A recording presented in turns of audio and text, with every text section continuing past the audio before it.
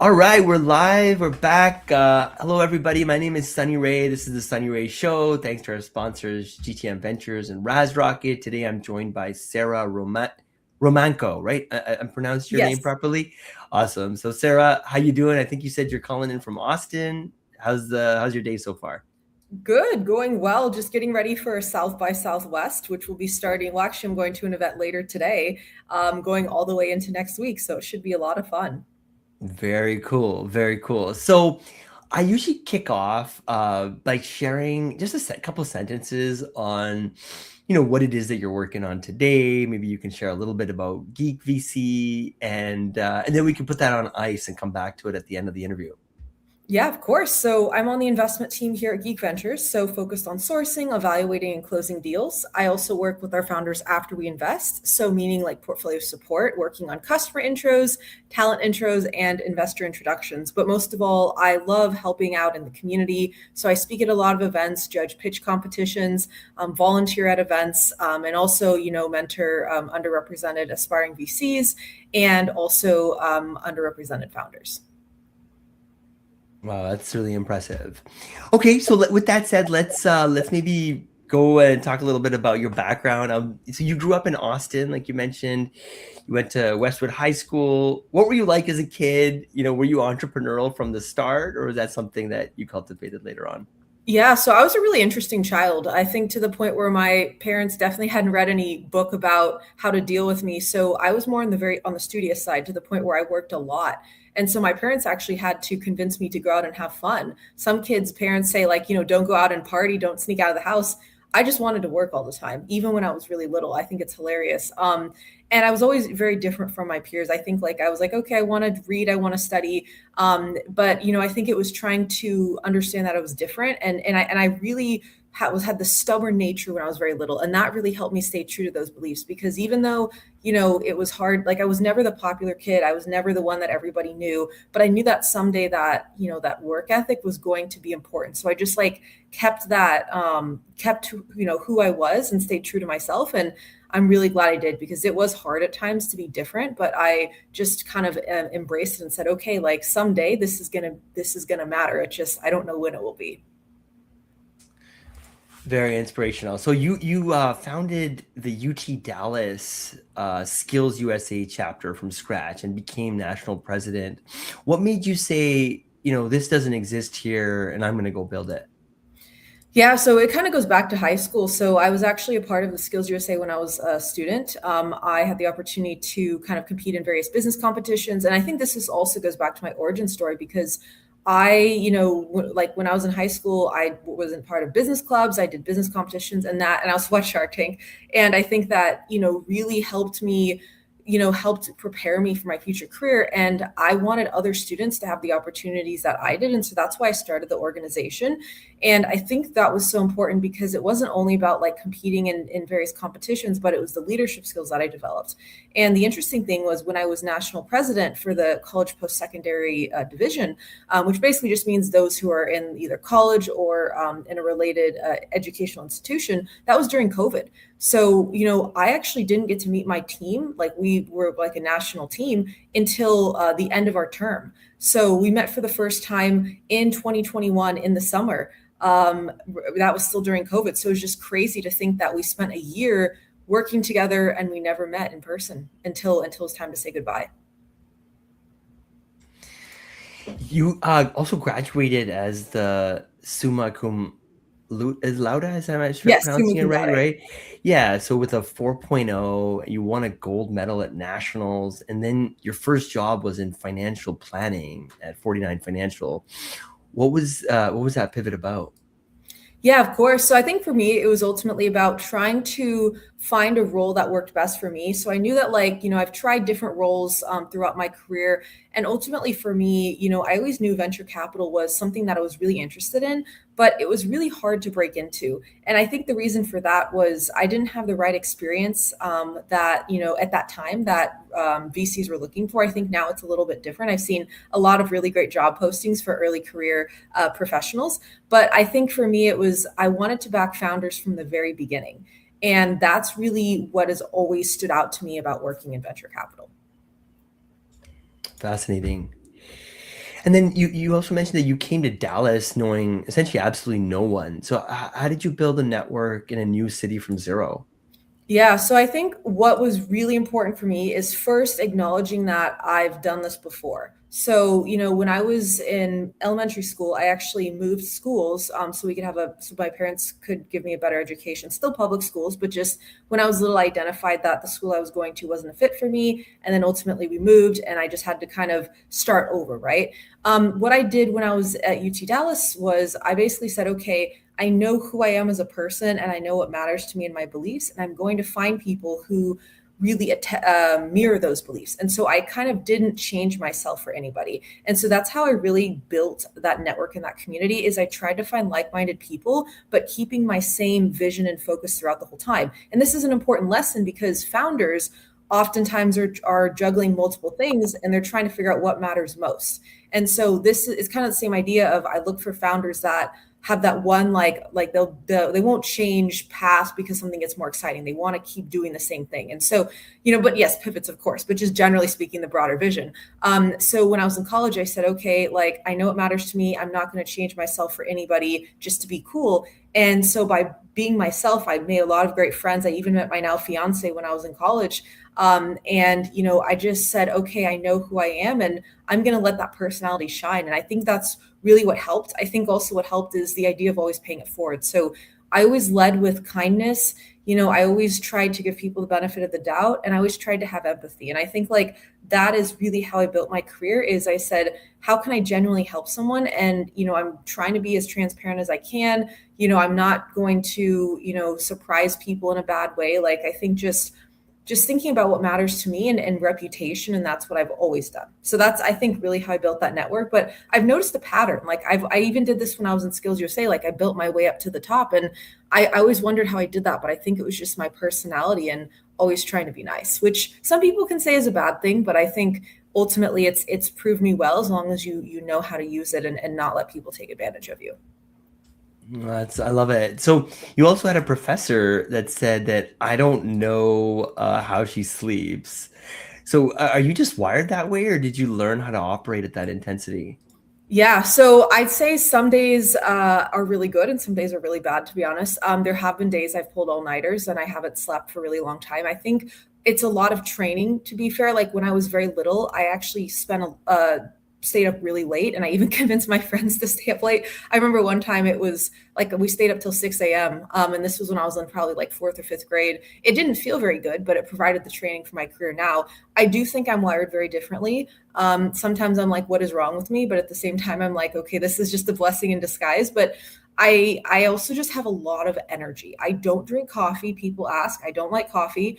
I don't do anything to stay awake. I just use willpower. And I think it's just telling myself like it's temporary and it's just this way of training my mind. But that said, like it is very difficult sometimes and sometimes I get really tired. But for me, it's the work that it takes to build that lasting career. And for me, if I'm making an impact, it's just worth it because like I'm just having so much fun doing what I do. And that's why it's sometimes hard for me to go to sleep because I just can't stop thinking. I'm like, okay, like who do I want to help next? Like where do I want to speak? Like what deals do I want to source? Like I just get really, really excited. And that's why I love my career so much because it doesn't really feel like a job. Like I just wake up and I'm like, this is fun. Like what am I going to do today? This is really exciting. Very cool. And when did you first realize that venture capital was a thing you wanted to be doing, not just something you're curious about, but actually doing? Yeah, so I think I realized back when I was in high school, or I think it was high school, because I actually don't remember when I first started watching Shark Tank. I've tried to like ask my parents, but it's hard because I remember I had this really early experience when I was a kid. I was at a party actually, like a more of like a maybe it was like a someone had maybe bought a new home or something like a very like professional like I was a little kid and it was mainly a bunch of adults and they were all like very formal. And I remember Shark Tank being on the TV and just being like, this is awesome. So like I know I saw it before high school, but I think I just got really excited about the idea of supporting people who are different than everybody else and just being able to be there and help them out. Like I definitely think it was high school, but it could have been sooner. That is a good question. I've asked myself that too.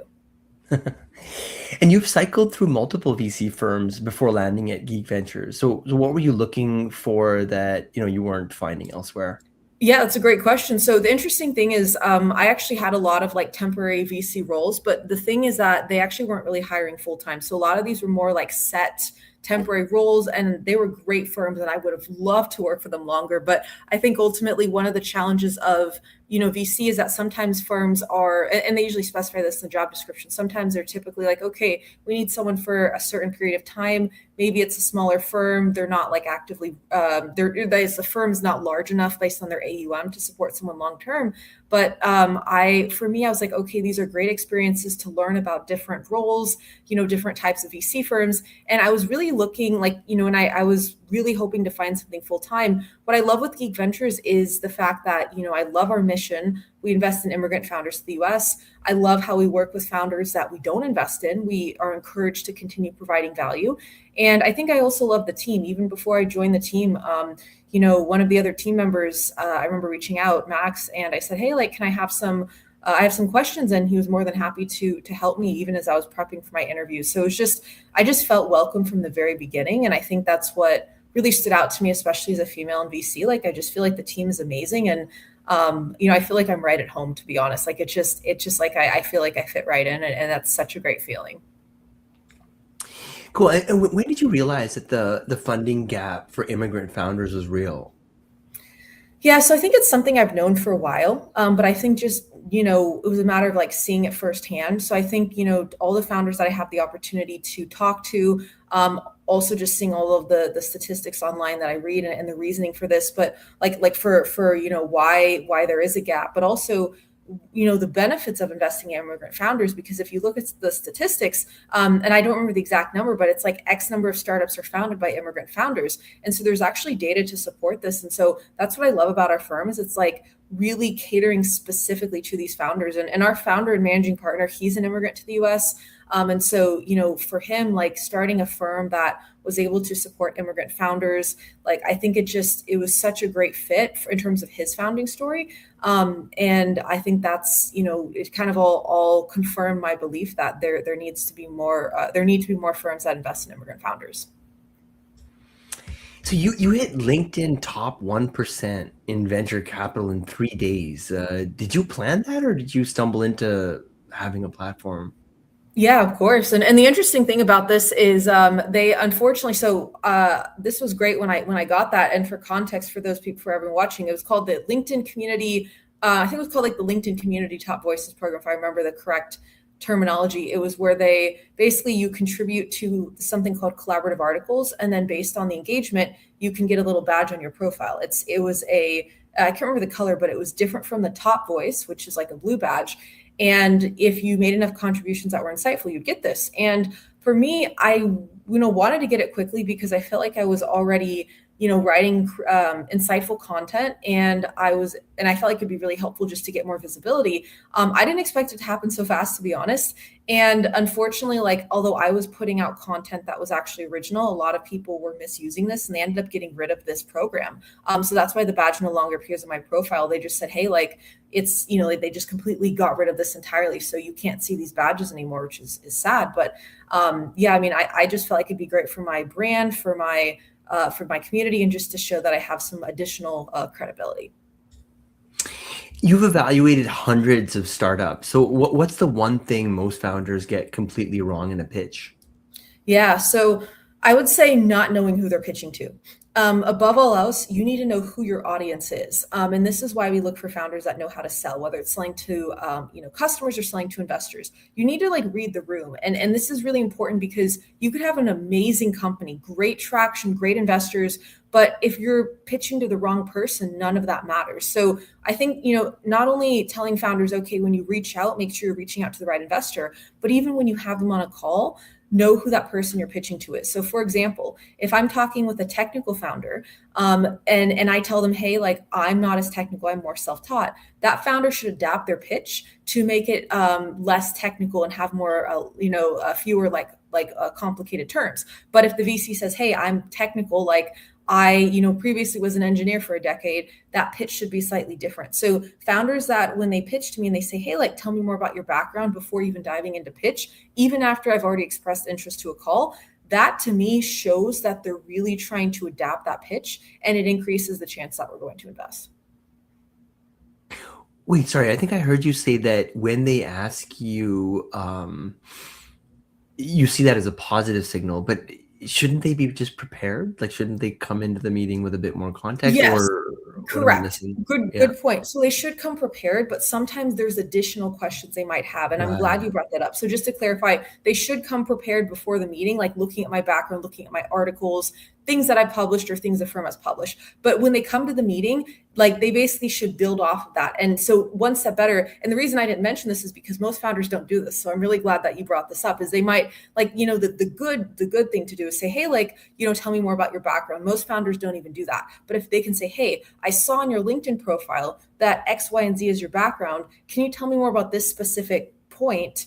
Then, that can be really helpful. So for example, like part of my background is working in real estate. And so if I'm meeting with a prop tech company and they dive really deep into my background to help them better pitch their startup, like that is amazing because I actually know prop tech really well. So yes, like most founders don't even go that deep into background. So that is a great point, and I appreciate that for not only for founders that reach out to me, but also to help the founders that are listening. You were involved with hacking for defense at UT Dallas. That's a very different world. What did working on defense adjacent problems teach you about AI and deep tech? Yeah, so the interesting thing is this was actually before ChatGPT when I was a part of Hacking for Defense. And for those watching, Hacking for Defense is not actually anything to do with coding. I thought it was, but it's not. It's basically just solving problems for the Department of Defense. But I think what it really taught me in terms of startups and pivots was that you could come up with an idea and ultimately end up pivoting multiple times, but that's okay. And that's part of the process. So I can't remember how many times, I think it was like 12 pivots at least that my partner and I pivoted throughout the project. And ultimately what that taught me later on was, also how to prepare for meeting with founders, because in this course, in this program, I was talking with multiple stakeholders of different levels of the military, and they were very busy. They didn't have a lot of time, and so you have to. This also goes back to reading the room, knowing your audience, and knowing what types of questions to ask to get to the root of the problem. And so, like that experience just helped me so much, preparing me for my career now. And also that's the class I met my now fiance. And I mentioned at the beginning of the podcast that I met my fiance in college. Well, that's the course I met him in. Cool, I love it. So I guess let's switch gears a little bit, talk a little bit more Geek VC. So Geek Ventures writes 100K checks into AI, robotic startups, and others that are led by immigrant founders. So kind of walk me through what happens after you wire the money. How do you actually help? I love this question. This is so like near and dear to my heart. So after we wire the money, there's many ways that we can invest. So I think one thing that we're really good at is helping with investor introductions. We have a really large investor network, and we're more than happy to introduce our founders to these investors. We also can write follow-on checks in our top performing portfolio companies. Another really great thing is that we host a lot of events across the world. So we've done events in like Zurich and Lisbon, San Francisco, Austin, New York, ultimately bringing together founders, LPs, and investors, community builders, all with the goal of not only helping founders get funded, but maybe connecting them with LPs who could be experts in a specific space. Many LPs are exited founders, high net worth individuals, and so they would be able to provide specific value to those founders. Also, just connecting founders to each other. We think that's really valuable to be able to talk about what it's actually like to start a company, to grow the company, and then exit. And we also, I guess, another thing on that is all of our founders join our CEO community. So they're able to ask questions, provide resources, meet with each other, and ultimately just have a lot of community building. And then I think, the last thing is that we like to say that we're nerds at heart. So we love to nerd out about everything our founders are building. We love to be really hands-on. So I've had the privilege of working with many of our portfolio companies, one of which has yet to be announced. And I've been giving them product feedback. And that's been really fun because not only did I get to work on this deal when we invested, but I'm also one of their target customers. And so just getting to firsthand say, okay, I was with them throughout the beginning, all the way up to post-investment. I think that's what's really fun is that because we're a smaller firm, you get to be part of the entire investment life cycle. And that is something I always wanted in a firm. And so I'm very grateful that I have that now. Very cool. Hey, Sarah, so is AI and robotics a central part of your investment focus? Yeah. Yes. So I guess my question then is, like, what's the category within AI that you think is massively underrated? Yeah, that's a great question. So I think specifically infrastructure, AI is really interesting. I think what we're looking at right now is, and then I guess kind of goes into the robotic space a little bit. Is we're really looking at companies that have a really strong hardware and software component. Because one thing that we've seen right now is if you're just looking specifically at like application layer, and it's there's some companies in this case actually are more AI wrappers. We're really questioning what the differentiation is because with like Claude, with OpenAI, we're trying to understand like why is the company we're investing in going to win long term. And so we're looking at more than just revenue. I mean, revenue is great. We have also invested pre-revenue. Traction of any kind is great, but why is this company going to win long term? And so that goes into maybe it's AI for robotics, it's maybe training data for the robotics space, maybe it's software that helps train robots. Like I think or maybe it's a robotics company itself, and there's proprietary software and hardware. Like that is very exciting to us because I think nowadays it's very it's much quicker, and it doesn't take as much money to build various apps, to build various software. So we want to see that differentiation because we've actually passed on companies with really great traction because we didn't see strong enough differentiation. That's really interesting. So you helped co-found the Texas Venture Gala as well, right? So what's the startup ecosystem in Austin and Texas missing that you're trying to build?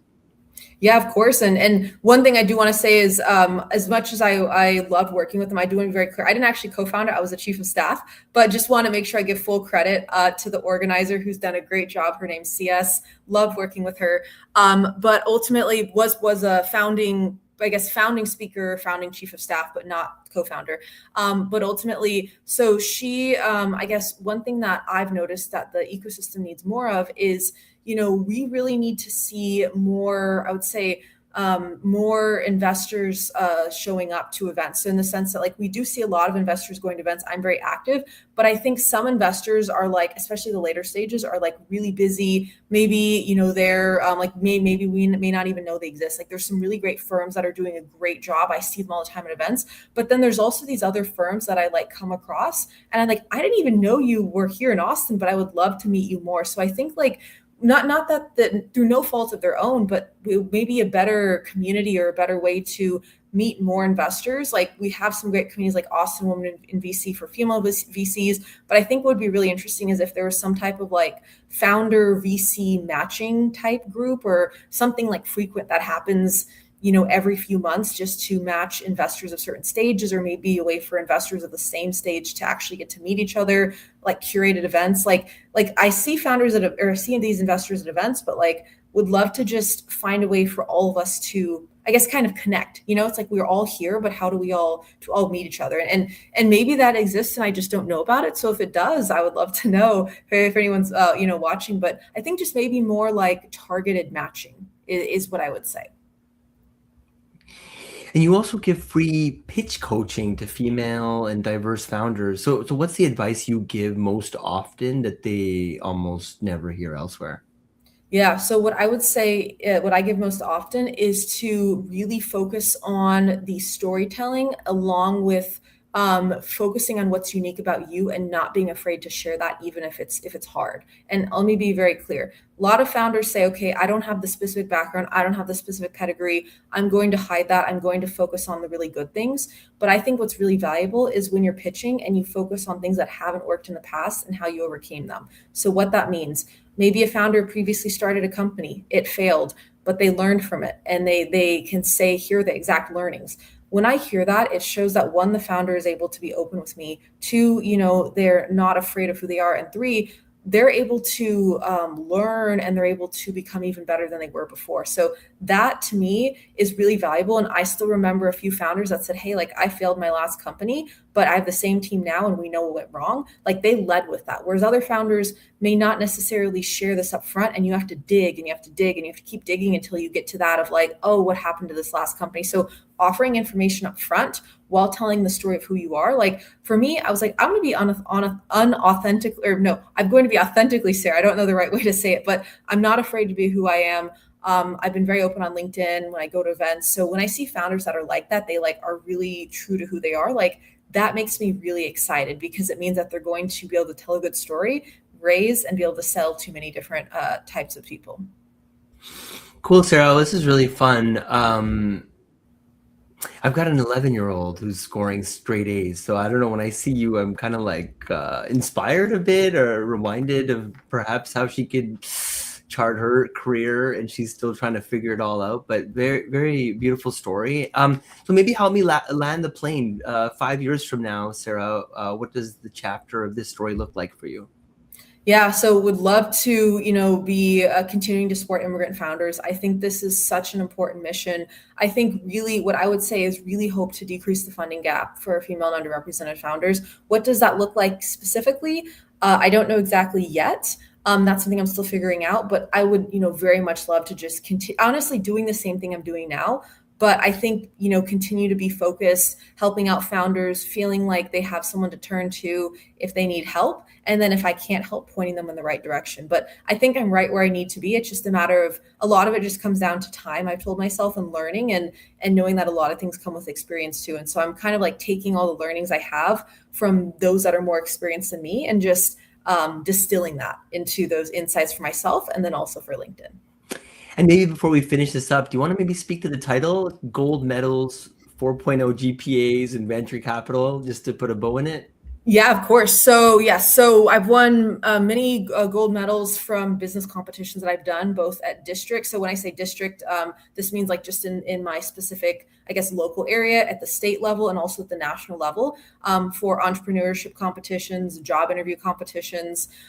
In terms of 4.0 GPA, graduated with a perfect 4.0 GPA in college. That was a goal of mine when I started. I really wanted to get a good GPA. I will say, you're more than your GPA though. And it's how you use that, right? Like I used it to show my work ethic. So it's not just about the numbers.